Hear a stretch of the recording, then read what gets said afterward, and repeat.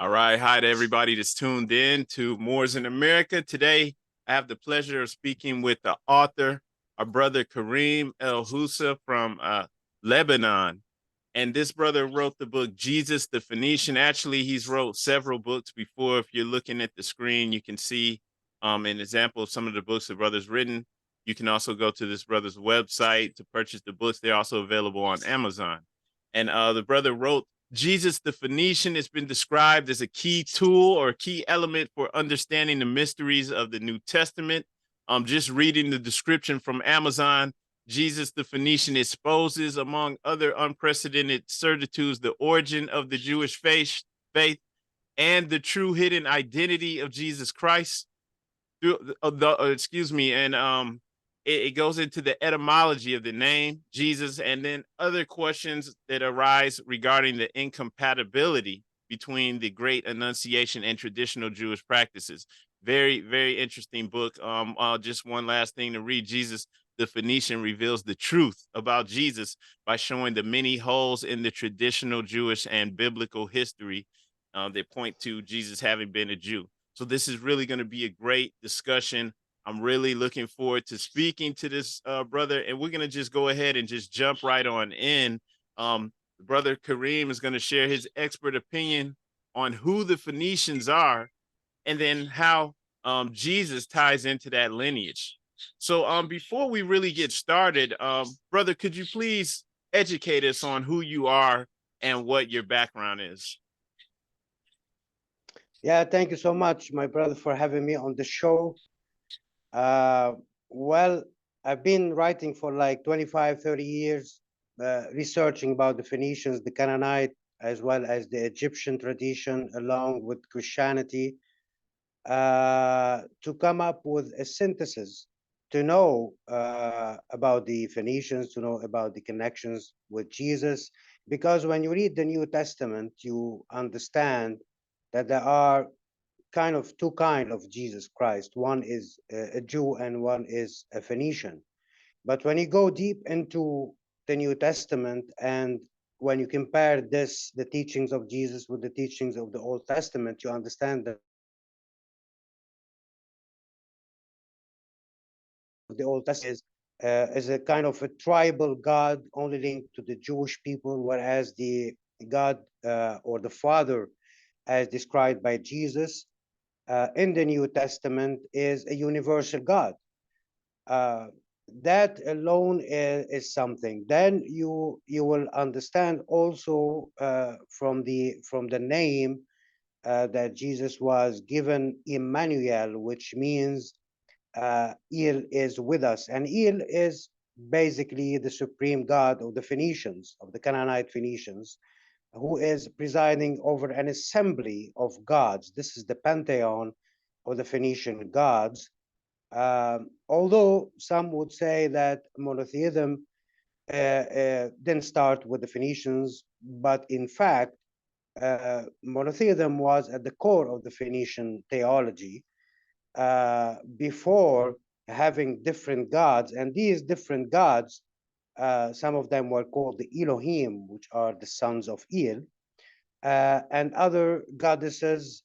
These are like impulses of the one Father, who is always described as Adonai, my Lord, or El Elyon, El Most High, who is the Father presiding over that assembly. That is to say that monotheism definitely started with the Phoenicians before anybody else. So my research is extensively on that point of how evolution, how religion evolved from the beginning till the time of Jesus, and how Jesus was influenced by these teachings, as well as his connection to Egypt, because Egypt, the ancient Egyptian tradition, is so much connected with the Phoenician tradition. According to Sanchoniathon, a historian of Beirut, the ancient word for Beirut, he mentions that Suduk,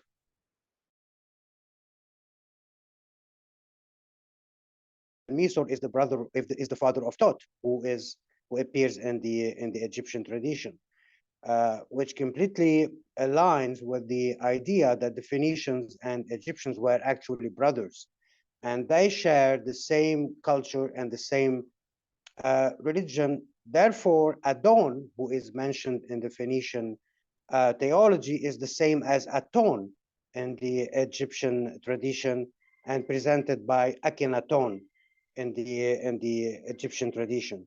So, and you can certainly find the connection between the Phoenicians and Egyptian, and a link that appeared to have happened a long time ago, connecting Byblos, which is known as Jebel in Lebanon. It's a coastal Phoenician city, ancient, and Egypt itself, like Memphis and all those tradition and mystery schools in Egypt.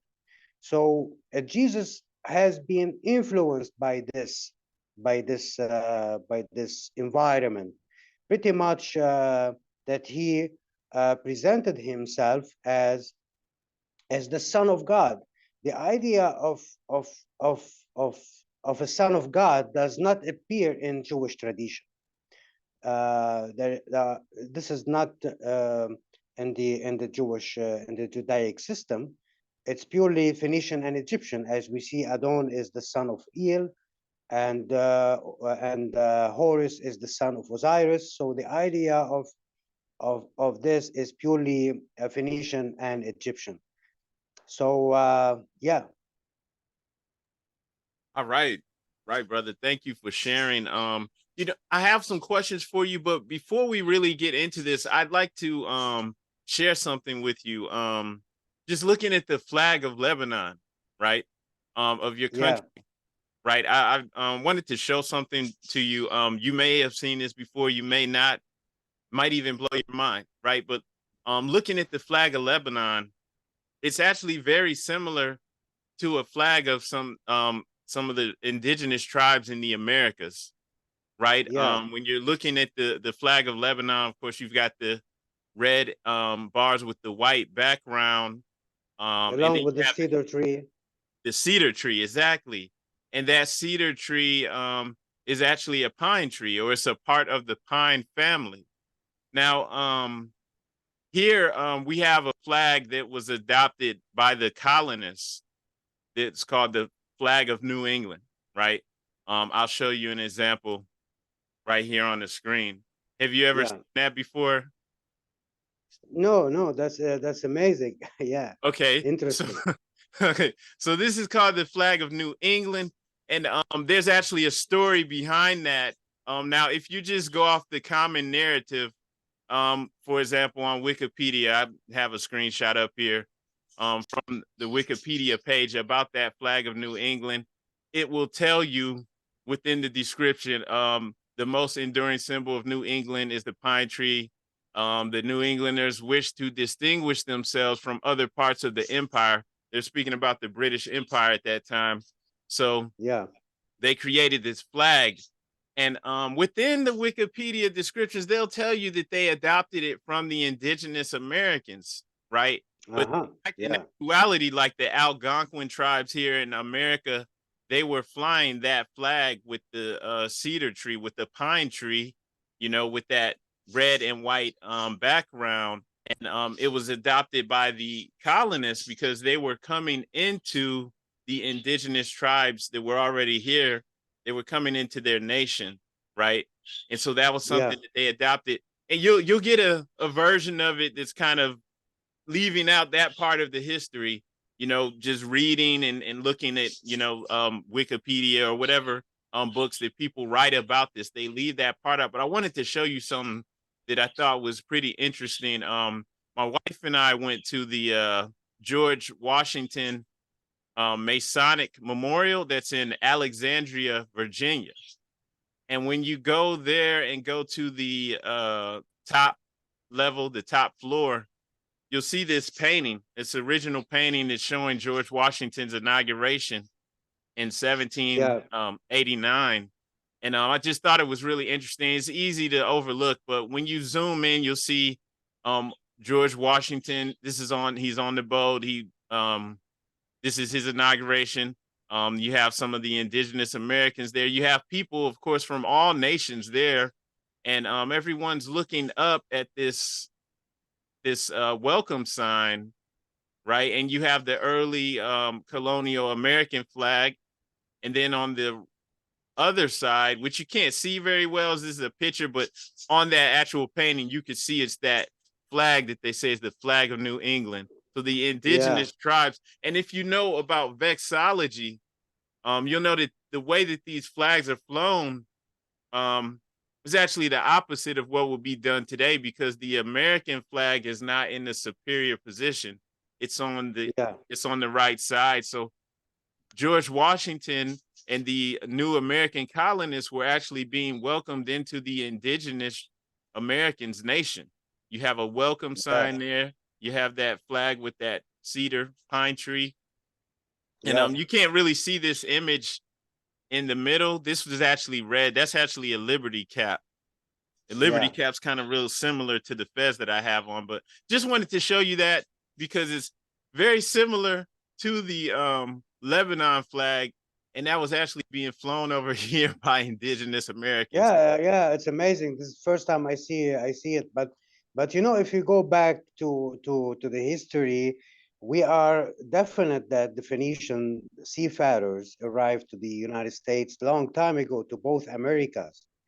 And I had, like, in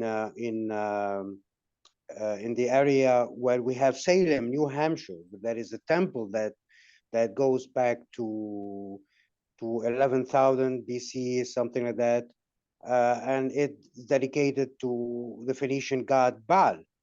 If you actually saw that in actually Scott Walter in a series called America Unearthed, he mentioned this, and they mentioned the connection between New Hampshire and Stonehenge in England, and go back straight and go. There is a straight line that goes to Lebanon, to Beirut, because we had stone circles in Beirut in the old days. So anyway, the Phoenicians, definitely the seafarers, arrived to the United States before Christopher Columbus, that's for sure, thousands of years ago, since they were controlling the high seas and everything. So there is a strong connection there. The cedar tree is a very symbolic in Phoenicia. It's like the phoenix in Phoenicia, and the phoenix always, you can see, he flies from the top of the mountains or from the cedars all over the plains. And the cedar tree is, sometime it was considered to be the symbol of the initiate in ancient Phoenician tradition.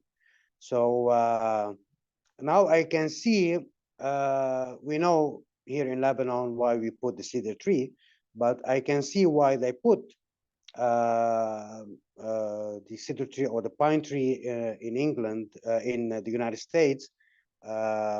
Maybe they are definitely, and the colors, maybe they are definitely influenced by this.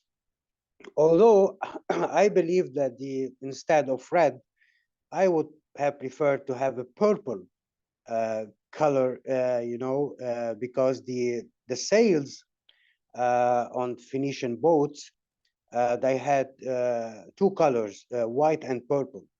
So purple would have been better than red. Uh, and purple is a very I mean, when they invented the purple color uh, from the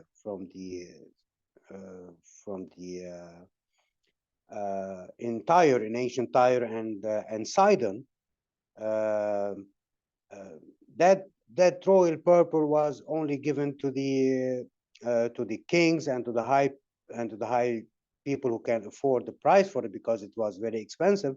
but also it was used by high priests in the Phoenician temples, you know, as wearing purple robes. So, uh, but it's interesting. It's interesting to see the connection also between the Phoenicians and the United States, as well as the Phoenicians with Britain, because the ancient name of Britain actually is Britannica, which means Bartanach in Phoenician. That means the land of tin, because the Phoenicians had a secret reservoir of tin in the UK, and precisely in Glastonbury, and they used to bring the tin from there and to trade all around the Mediterranean. So the connection, I mean, between the Phoenician seafarers and the world, actually everywhere, Europe, Africa, the United States, and even Asia. I mean, the Phoenicians were everywhere. Yes, definitely, definitely. Also, in the Massachusetts area, here in New England, there was a stone tablet that was found with the Phoenician script on it. They said, Yeah, "By this I take claim," and then it's signed Hanno. So yeah, definitely. The artifacts are found from north south throughout Central America, all the way down to Brazil. So yeah, definitely, I'm with you on that. Um, Now going into the book, Jesus the Phoenician, why do yeah. you believe, in your expert opinion, why do you believe the Phoenician origins of Christianity are covered up or downplayed? I don't know. It's politics. Part of it is politics, I think.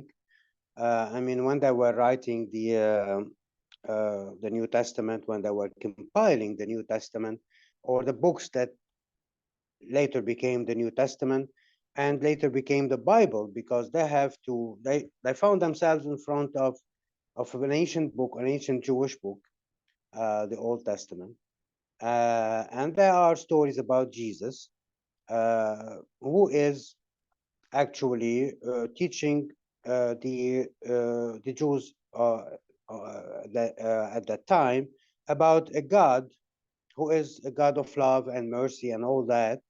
Uh, and he proclaimed himself as the Son of God, as the Son of that Father.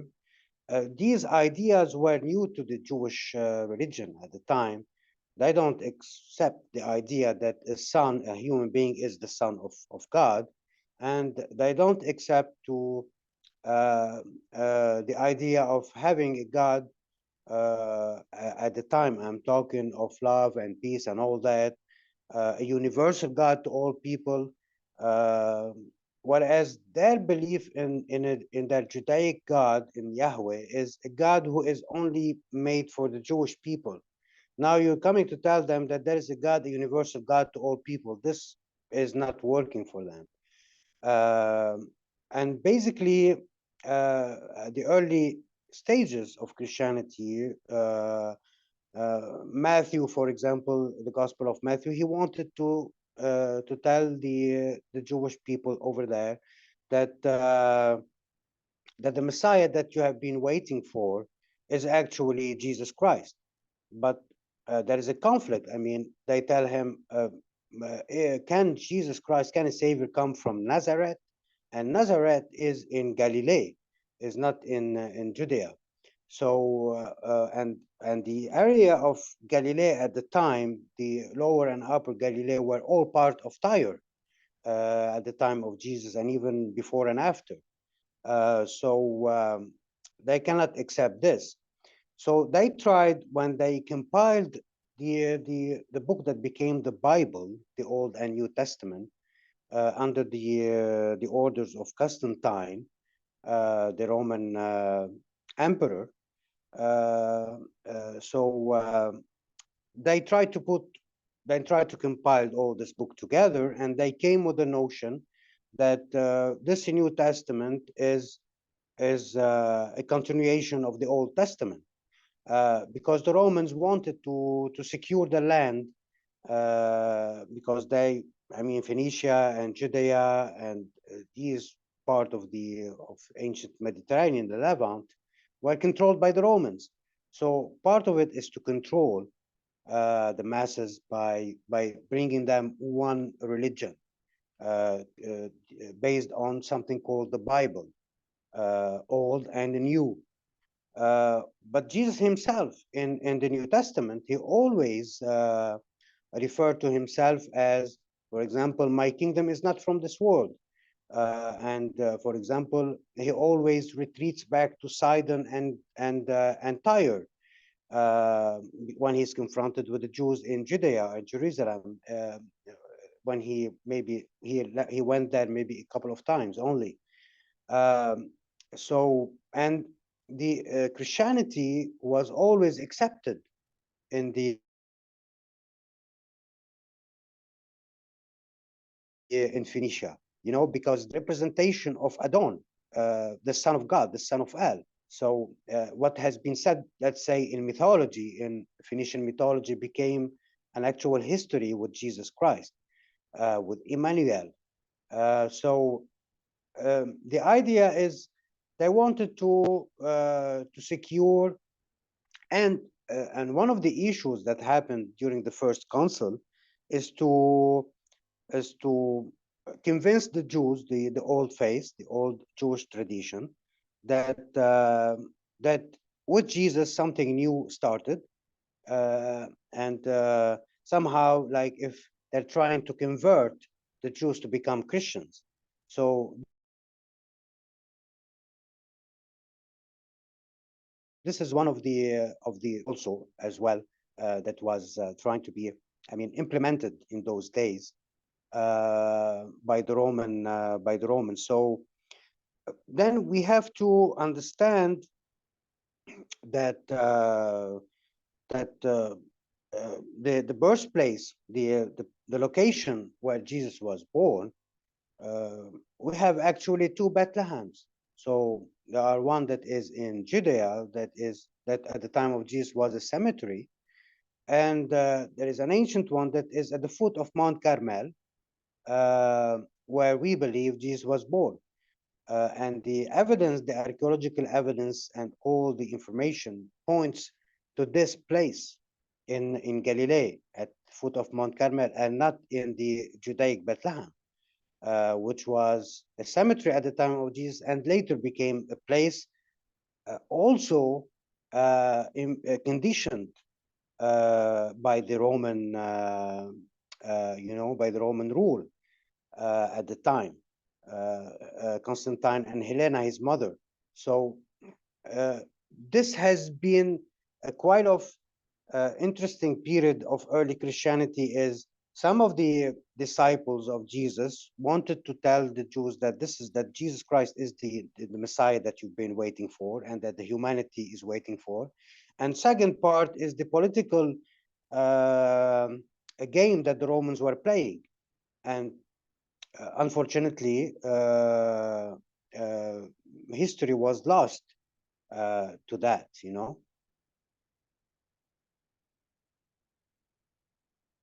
I can't hear you. Apologies for that. So one thing that you did mention in Matthew, that Jesus' name is Emmanuel. Could you would you please enlighten us on that, how that ties into the Canaanites or the Phoenicians?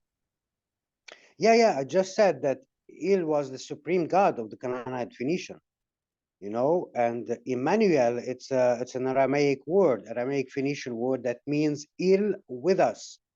So Jesus, by having this name Emmanuel, it means that he is the representation of Il and is with us. He was never called Imanu Yahweh. If he was called Imanu Yahweh, then we have a different story. But he was called Emmanuel. And even on the cross, when he was crucified, he called his father El or Eloi. He didn't mention Yahweh, or he mentioned Eloi. Why have you forsaken me, as in the tradition word? But actually, he didn't say that. He say, Eloi, how much have you praised me? Because what is his mission on earth is presenting himself as the savior. So being crucified, it has a lot of symbology, crucifixion of the fourth levels and his resurrection into the fifth element, which is the ether.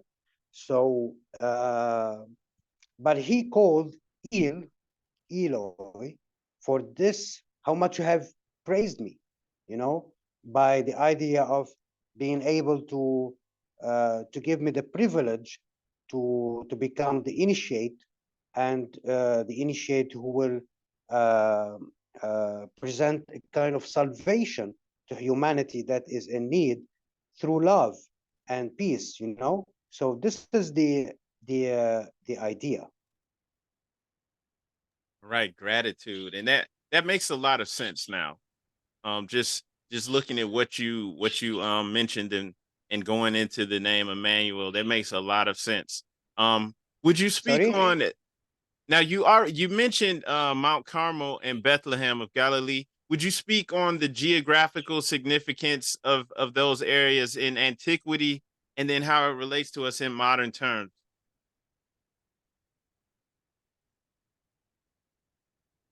I didn't understand the question. I'm not hearing well. What did you say? Okay, I apologize. So would you speak about the geographical significance of Mount Carmel and in Bethlehem of Galilee? Yeah. Mount Carmel and Bethlehem of Galilee were always part of the Phoenician land, were always part of Phoenicia, Tyre and Sidon. And Mount Carmel, what means the vine of El, Karim El. Sorry, in Aramaic Phoenician, it means the vine of El. And the Bethlehem, in the Phoenician Aramaic meaning, it means the house of bread. So here we have in this area in Galilee, the mountain, which is described as the vine of El, and the grotto, which is described the house of bread. So we have here, whether you call it coincidence or not, we have here the ritual of bread and wine.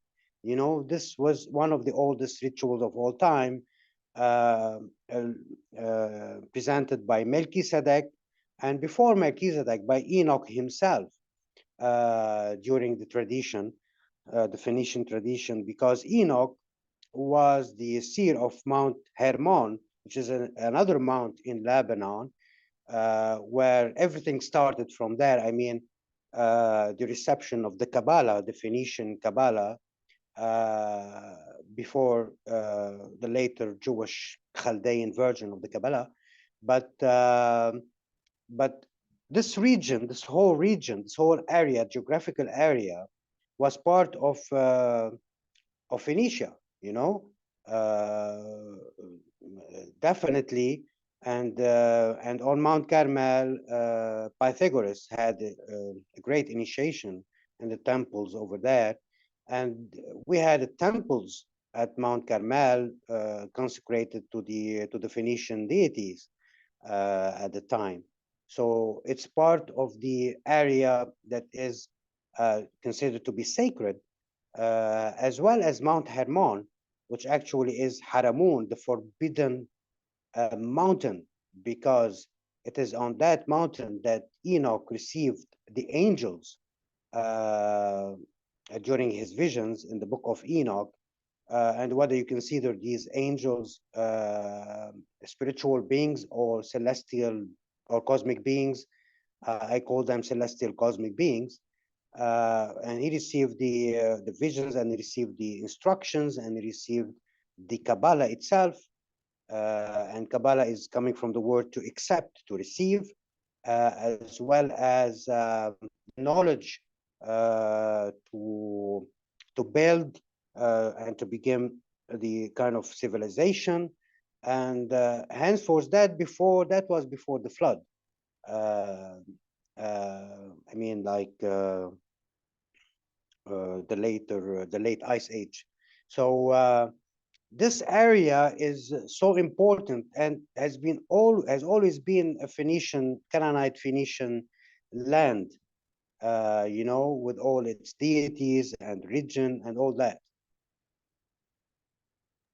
All right. Gratitude for sharing that information. Now you mentioned Enoch. I'd love to speak about Enoch with you a little later, but first, um, would you please would you please explain the origins of the Phoenicians and Canaanites?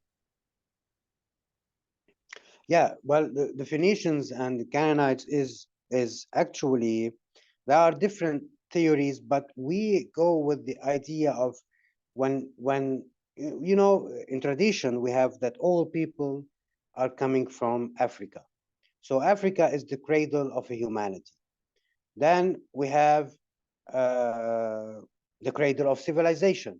So from that time when these people migrated from Africa towards Egypt and then immediately towards Canaan, the land of Canaan. So it was called Kana.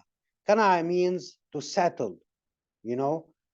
So the word Kana is to settle. So they settled. These people settled in the area of Canaan, Phoenicia. Uh, Now we have also a tradition that is related to the idea of Enoch and Canaan as if they represented the same thing. So Enoch could be actually considered as the father of the Phoenicians, and Cain or Canaan is to be considered the father of Canaanites, but the Canaanites and the Phoenicians are the same people. So was having different tribes like the Amorites, the Hyksos, the you know the Jebusites of the old days. But so the origin is definitely uh, we're talking about if we're going with the tradition with the accepted tradition that humanity came from Africa. So yes, when they migrated to Egypt and then to Canaan, to this land that later became known as Canaan, so these people they settled that, and in time they became to be known as the Canaanite Phoenicians. So their origin is this land itself. No, they didn't come from anywhere else. So they are the how do we call them? The original people of this land. All right, Yeah. gratitude. Thank you for expounding on that. And that in your book, that's the first time I've seen like, Enoch connected to the Phoenicians. It does make a lot of sense. So, in essence, the book of Enoch then would be a Phoenician book, right? Yeah, Or Phoenician wisdom. it should be originally a Phoenician, definitely, because Enoch, even in the Jewish tradition, they consider they call Enoch as Onak or Phenok. So so Enoch is the phoenix himself. You know, is the phoenix. He represented the human representation of the phoenix itself in Mount Hermon, precisely where the phoenix used to be, uh, uh, along with the cedar trees on the top of the Mount Hermon. And Blavatsky, H.P. Blavatsky, in her book Isis Unveiled or The Secret Doctrine, I don't know which one of them, I can't remember, but she mentions that Enoch is the phoenix. So, you know, so definitely uh, now the book of Enoch, the edition that we have is the proclaimed Ethiopic edition, but the tradition inside that book basically has its origin with the Enochian initiates, with the Enochian tradition. And actually, the name of all the gods, of all the angels, of the majority of the angels that appeared on Mount Hermon, the fallen angels and the good angels, they all end with the word with the suffix El, like Gabriel, Michael, Raphael. This is to show that all those angels are connected to El or to Il, who is the supreme god of the Phoenicians. He was later adopted by some sort of Judaism, but he is primarily the supreme god of the Canaanite Phoenicians. So Enoch is definitely connected to that. All right, gratitude for expounding on that again. And so El, for the Phoenicians, will be the supreme god of the universe. Yeah, yeah. According to the Phoenician, George Rawlinson mentioned this in his book, A History of Phoenicia. I guess it was the name of the book. He mentioned that Il or Il Elyon or uh, this god, this deity, is considered to be the Lord of the universe as well as the Lord of Earth. That's why he was called my Adonai, Adonai, my Lord. He was called Il Elyon, Il Most High. He had different titles, but he actually represented the supreme god of the Phoenicians. And I think that the word Allah, used by the Muslims, is coming from the word Il, etymologically speaking, you know. So basically, this is the yeah, and Il Elyon, Il Elyon, it means Il the Most High. Elyon is Al Ali, the Most High. So Il Elyon, Il the Most High, um, which means Il the Supreme, the highest God, the highest deity, who is the Father of all, the universe, and all the gods that comes in His assembly. So yeah, definitely. All right, thank you for explaining. And please correct me if I'm wrong. I noticed in one of your footnotes you mentioned Asia being the name given to the land of Canaan. Would you please enlighten us further on that? Yeah, that's from the Egyptian perspective. At the time of the great Thutmose III, who actually started the kind of monotheism in Egypt before Akhenaton. Uh, Thutmose III was one of the greatest and one of the first initiates, I would say, in Egypt. And he brought because he mentioned in the annals that he mentioned the area of Mount Carmel as Asia. It was mentioned as kind of the word Asia or something like that. So uh, from the perspective of the Egyptians, it was called as such, you know. And he because he came to this area, Thutmose III, Thutmose III, he came to this area on Mount Carmel, and he got to know the idea of the Phoenician theology. But actually, this goes back to, as was said before, Sanchoniathon, mentioning that the Phoenician and the Egyptians are brothers, culturally related to each other in the ancient tradition. So that definitely uh, that's why we see with Akhenaton we say Aton, whereas in Phoenicia we see Adon. So the relation is so powerful, you know. And then and Tutmosis the third, the name Tutmosis is to be explained as the initiate of Tut, because Moses is not a Jewish word for the prophet Moses, according to the Old Testament, but Moses is an Egyptian word that means the of Tut, initiate of Tut. Like for example, Ramesses, the initiate of Ra. So Tutmosis, the initiate of Tut, because Tut, as I said before, he is the son of Misor, and Misor is the brother of Suduk, according to Sanchoniathon, the historian of Birot. So you see the connection. It's there, you know. If you Yeah. have to, yeah. Yeah, definitely. Thank you for explaining that too. That makes a lot of sense now. And you know, it's funny like with the term Asia because amongst my people here in North America, we have a tradition of naming girls with that name, Asia. And I think it's kind of like unconscious, just without even knowing. I've grown up with several girls, named with that name, and know several people with that name. So that's kind of interesting to hear. Now would you Yeah, please? Oh, go ahead, yeah, we brother. can. Yeah, I can add something there. Maybe the exact word should not be Asia as in Asia, but maybe the exact word should be Asaya.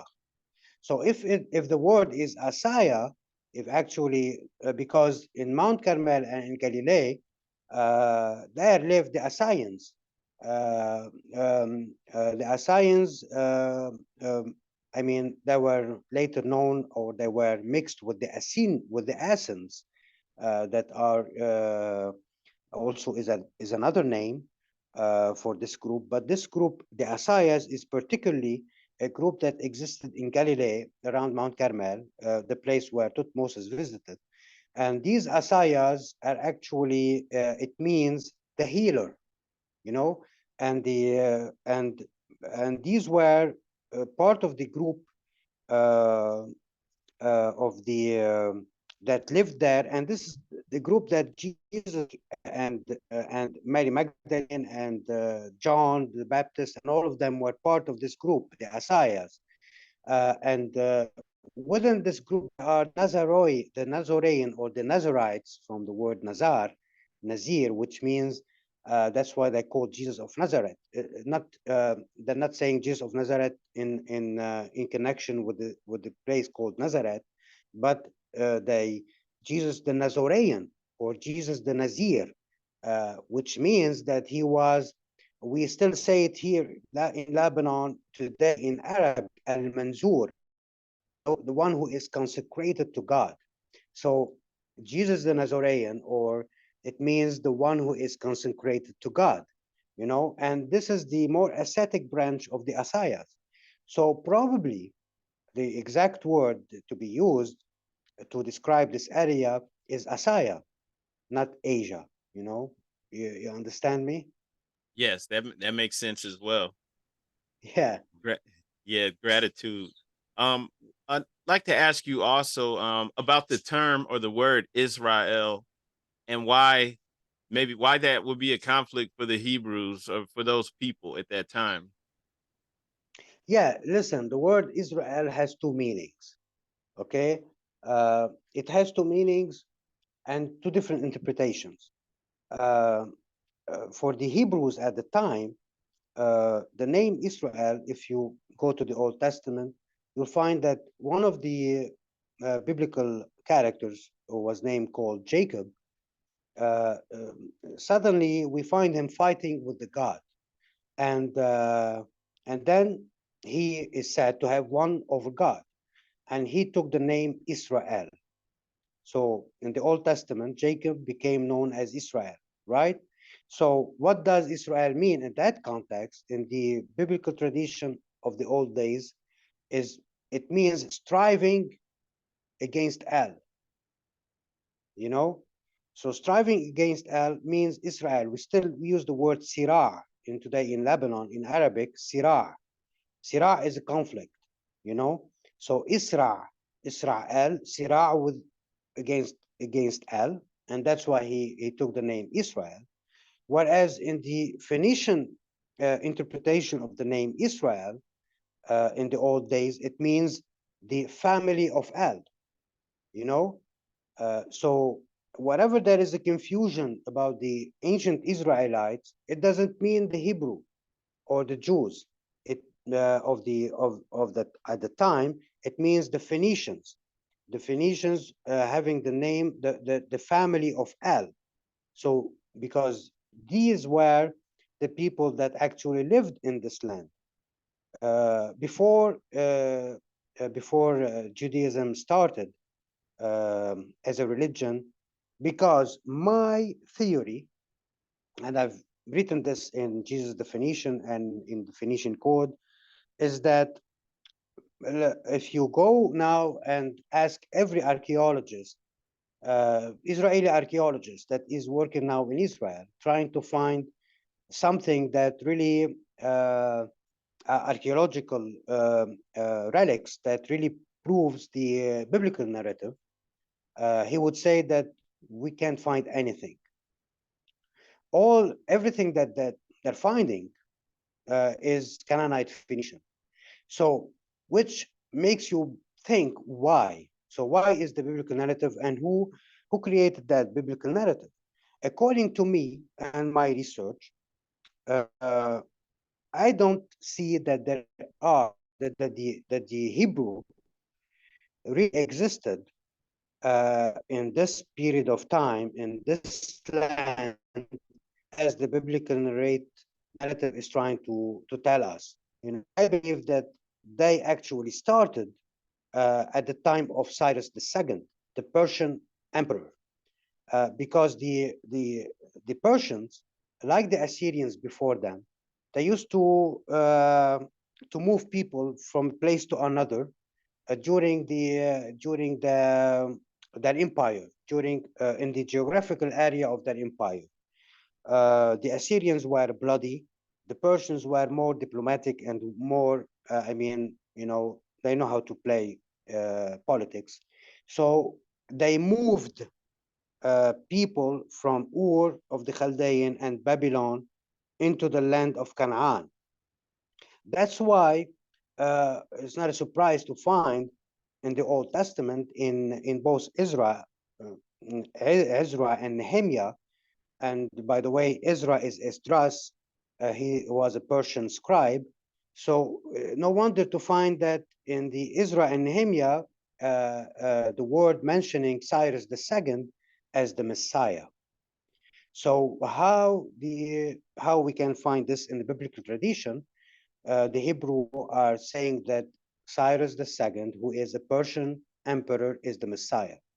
You know, this doesn't make sense, because what makes sense is that it was at the time of Cyrus II that the Hebrew people started, or those people, they were moved from Ur of the Chaldean and Babylon into the land of Canaan, and our ancestors, the Phoenicians, called them Abirun Nahara, which means those who crossed the river, and thence the word Hebrews, you know, because and the river is here to symbolize, or to point at the Euphrates. So they moved from Babylon and Ur to the land of Canaan at the time of Cyrus II. And it is at this time that the biblical tradition should actually start, not before. I mean, uh, I mean, Jewish tradition. The Jewish tradition is definitely connected to the Babylonian tradition, you know, as well as influenced by the Persians. For example, the name Pharisees, who are the rabbis in the Jewish traditions, is a word that comes from Parsi, and Parsi is coming from Persia.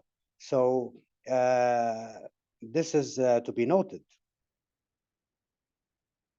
Thank you. Makes a lot of sense.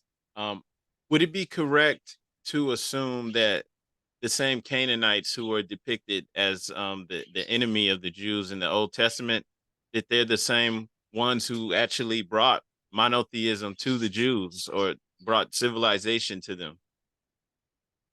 Yeah, yeah. Actually, this whole conflict between Canaanite and Jews, as in the Old Testament, as it is described in the Old Testament, according to me, it didn't happen, because at the time there were no the old Jews didn't exist. You know, the Hebrews didn't exist. So if we take this narrative that they started with Cyrus II and onward, then the conflict should have happened from that time on, not before. And if you look at the Old Testament, that you'll find that when they came, these people, Daibiru Nahara, to the land of Canaan, uh, of course, here at the time, there was a kind of conflict. But then some of the Jews, they immediately took the name of the divinity of El and Ashirai, which is Ashtarte.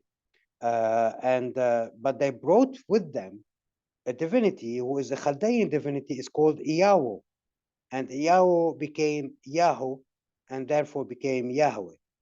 You know, so part of the Jewish tradition is based on the Chaldean Babylonian tradition, and these are called the Yahwist, and there are some Jews who are Elohist, you know, who believes in El, and this is the confusion in the narrative.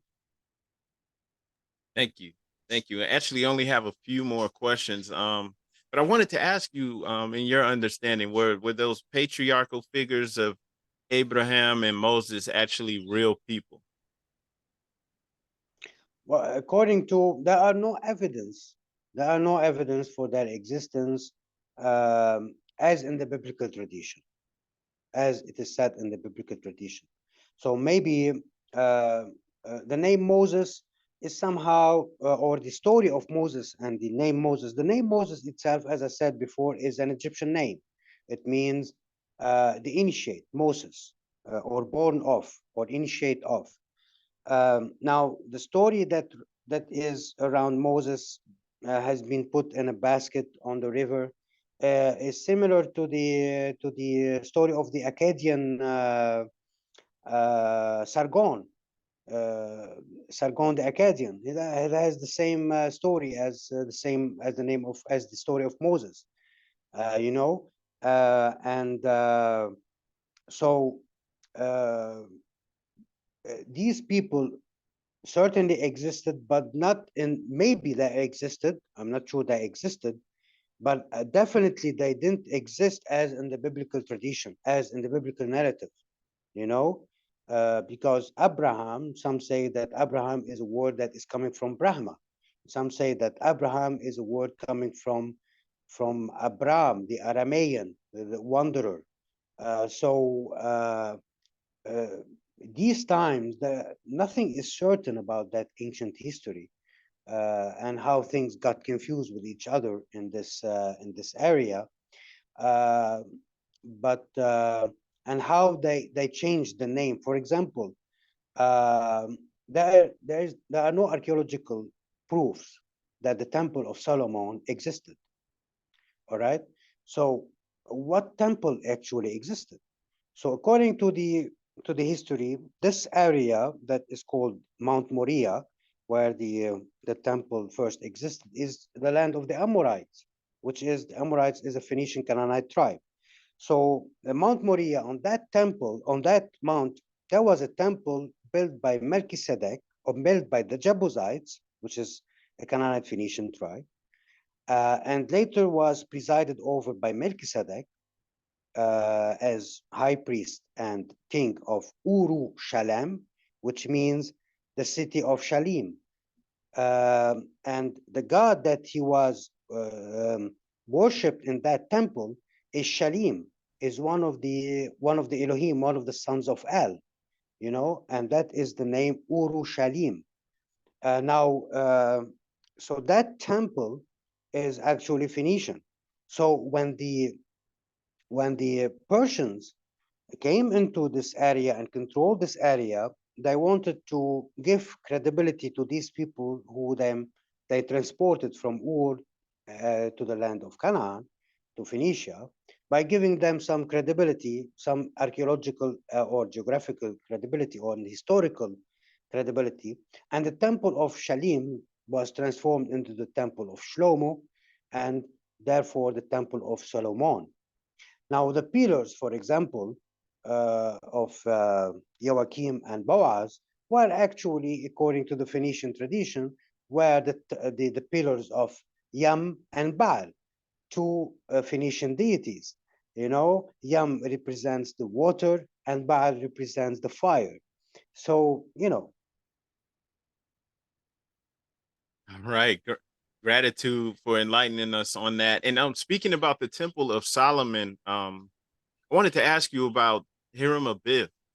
Would you please Yeah, enlighten us on the identity of Hiram Abiff? yeah, Hiram Abiff was definitely of Phoenician ancestry. Hiram Abiff was is considered to be one of the major architects in ancient Phoenicia, and he was working for the king because the Tyrian were actually great artificers, great builders, as well as the Jablites from Byblos were also great artificers and builders of monuments and etc. And therefore, we see in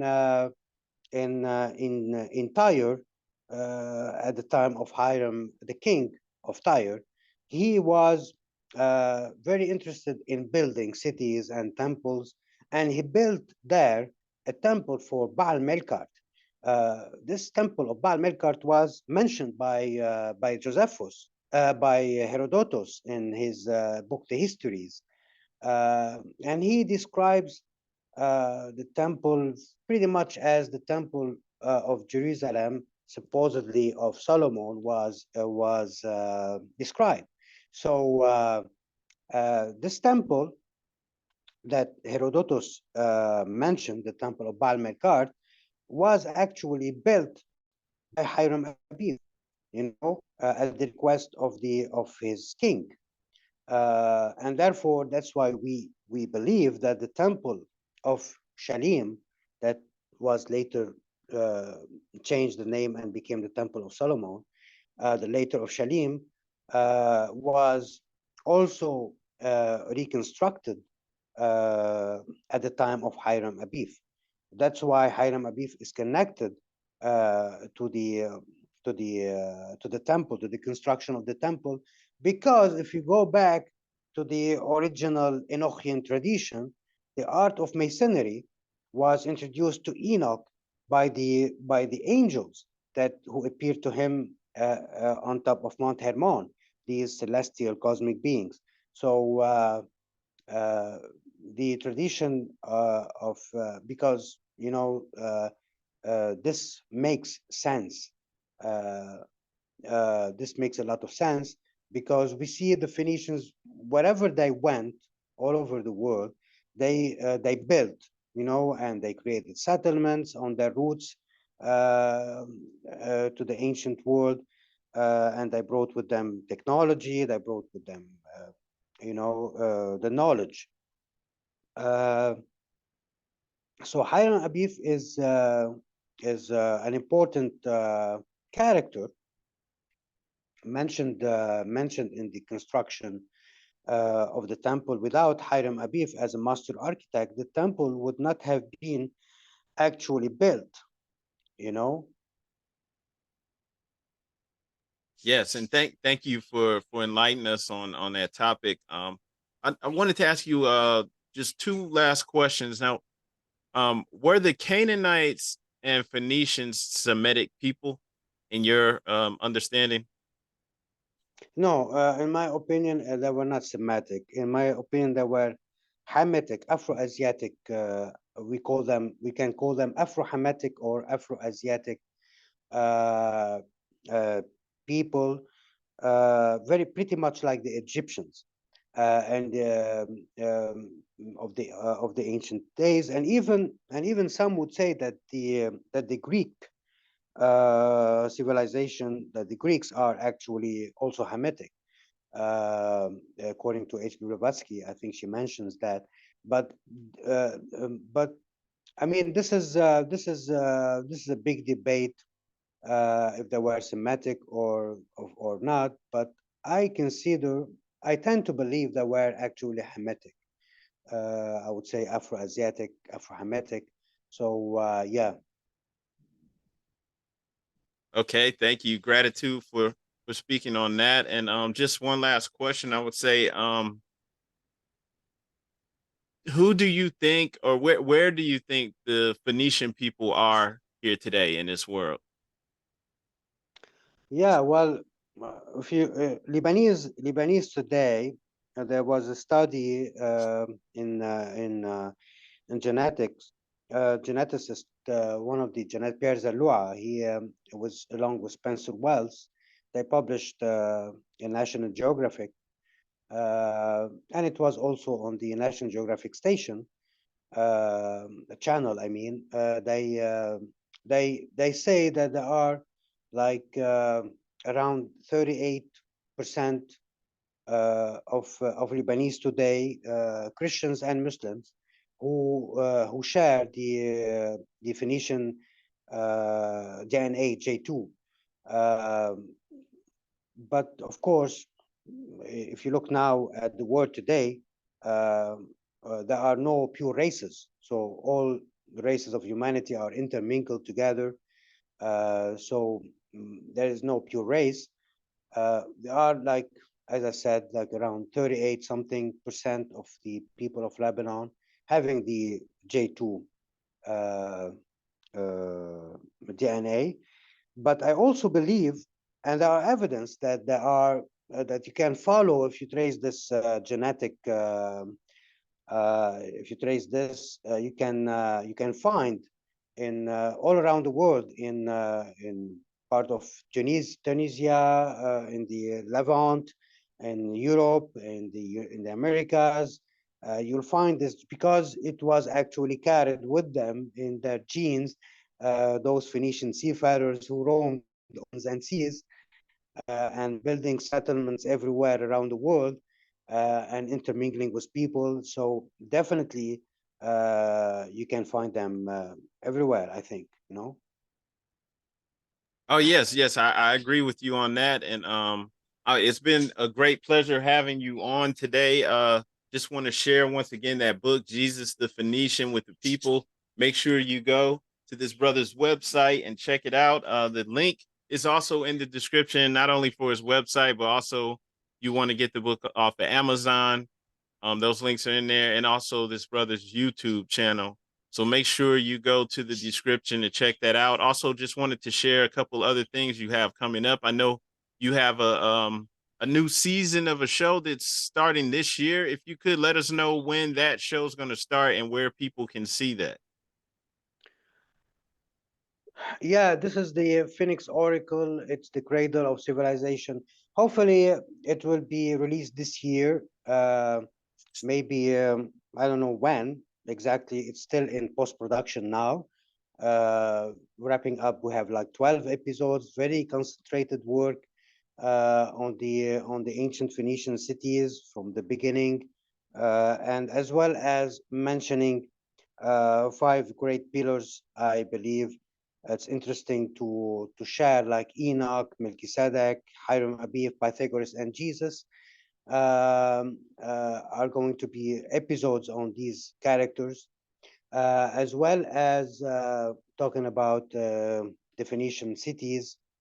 So it's a lot of work in post-production. I'm surprised that post-production takes a lot of time as well as in production, but we are sure, we are committed to deliver a great show. Hopefully, it will be released, let's say around, I can't say a date, but maybe around May, June, maybe before, maybe a bit after, but around that time, it should be released. I don't know where exactly, but we're aiming at the big platforms like Netflix, maybe Amazon Prime. Um I don't know. Let's see. But this is going to be something unique, definitely. All right, Yeah, great. And yeah, thanks for letting us know about that.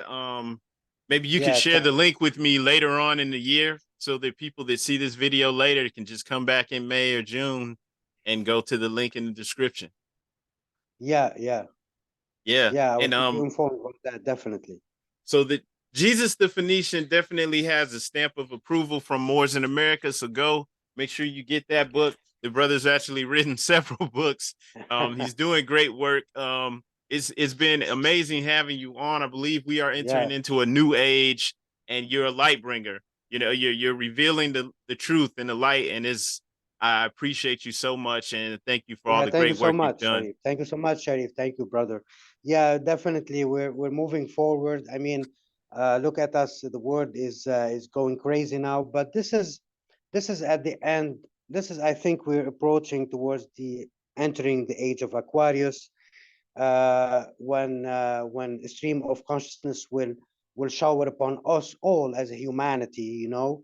But we're now passing by this conflict, you know, these these wars, these destruction that Earth is experiencing, and we as a species are experiencing, and this is so disappointing. I mean, come on, we should have learned from our past. We should have learned from our evolution, from all those who paved the way for us and showed us the light. Uh, you know, but it's a cycle. It's a cycle uh, that you are bound to. But I mean, uh, we surely are heading towards the light soon, hopefully. Yeah.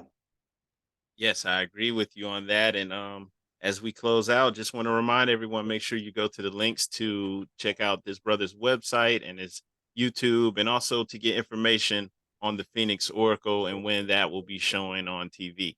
And just want to thank you for coming on here. Salam, shalom.